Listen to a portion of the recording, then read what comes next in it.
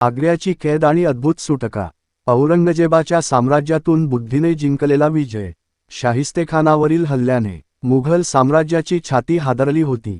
दिल्लीच्या तख्तावर बसलेला औरंगजेब रागाने पेटून उठला होता. त्याच्या मनात एकच विचार, हा शिवाजी जिवंत असेपर्यंत माझं साम्राज्य सुरक्षित नाही. पण तो थेट युद्ध करणार नव्हता.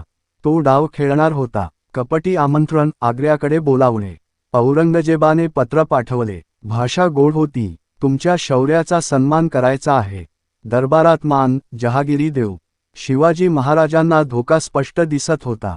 सभेत सरदार घाबरले, पण महाराज शांतपणे म्हणाले, शत्रूच्या घरात जाऊनच त्याचा खरा चेहरा उघड होतो.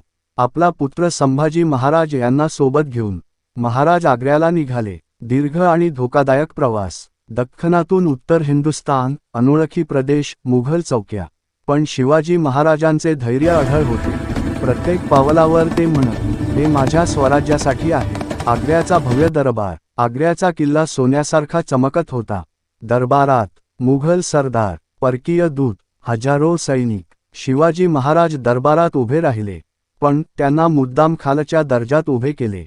हा अपमान होता. स्वराज्याचा अपमान होता. महाराज संतप्त झाले. ते दरबारातून बाहेर पडले. कैदेचा कट. औरंगजेब हाच क्षण शोधत होता. त्याच रात्री शिवाजी महाराज आणि संभाजी महाराजांना नजरकैदेत टाकण्यात आले. आग्र्याच्या किल्ल्यात कडक पहारा. दिवस रात्र सैनिक.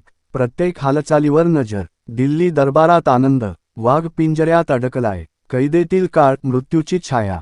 कैदेत दिवस सरकत होते. मुघल दरबारात चर्चा सुरू झाली. शिवाजीला ठार मारावे का? संभाजी महाराज धैर्याने उभे होते, पण धोका भयंकर होता. शिवाजी महाराज मात्र शांत होते, कारण त्यांच्या मनात योजना जन्म घेत होती. बुद्धीचा खेळ सुरू. महाराजांनी आजारी असल्याचे नाटक केले.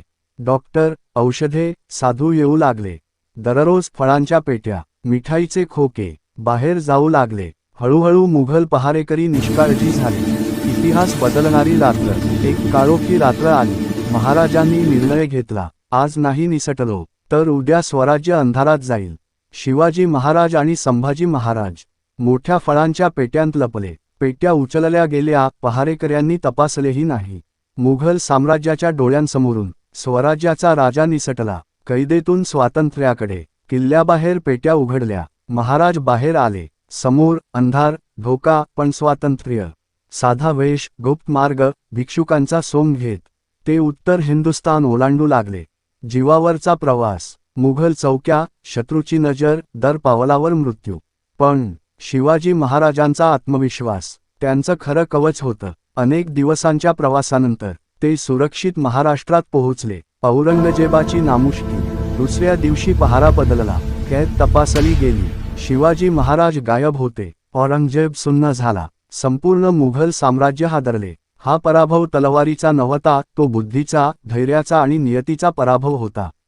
इतिहासातील अमर क्षण. आग्र्याची सुटका म्हणजे मुघल सत्तेवर मानसिक विजय. शिवाजी महाराजांच्या बुद्धीची परिसीमा. स्वराज्याच्या भवितव्याचा निर्णायक वळण. या घटनेनंतर शिवाजी महाराज फक्त योद्धा नव्हते, ते झाले रणनीतीचे सम्राट, स्वराज्याचे प्राण.